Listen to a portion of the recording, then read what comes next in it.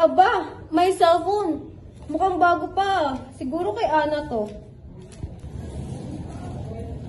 Ang ganda naman yan. Kung ako yan, kukunin ko na yan. Wala namang nakakita eh. Pero, mali yata yun. Kung kukunin ko, edi ako na yung magnanakaw.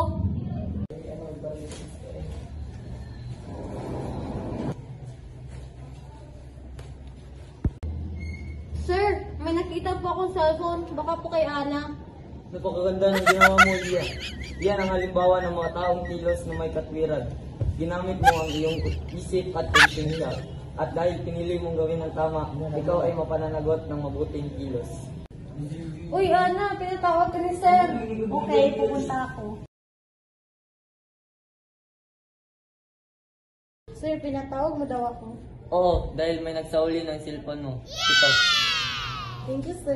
Pwede na kayong umuwi. Sabihin mo din yung classmate mo. May pansin po ba kayo? Patawad iya, naubusan kami at lulutuin ko pa. Ano ba yan? Gutom na ako ng bagal naman. Uy, Ana, grabe ka naman. Hindi mo man lang pinag-isipan. Bombastic sunlight. Sadya, padalos-dalos lang ako. Hindi mo ginamit ang iyong isip bago kumilos. At yan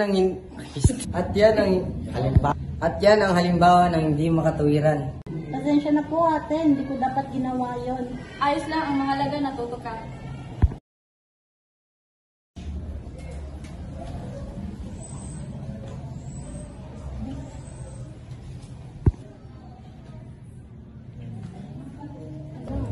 Ma, parang hirap minsan gumawa ng tama.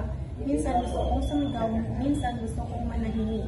Anak, ang makataong kilos ay hindi perpekto. Pero kapag ginamitan mo ng isip at konsensya, nagiging katwiran ito. At kapag alam mong tama ang ginawa mo, nagiging mapanagot ka dahil tinatanggap mo ang bunga ng iyong kilos.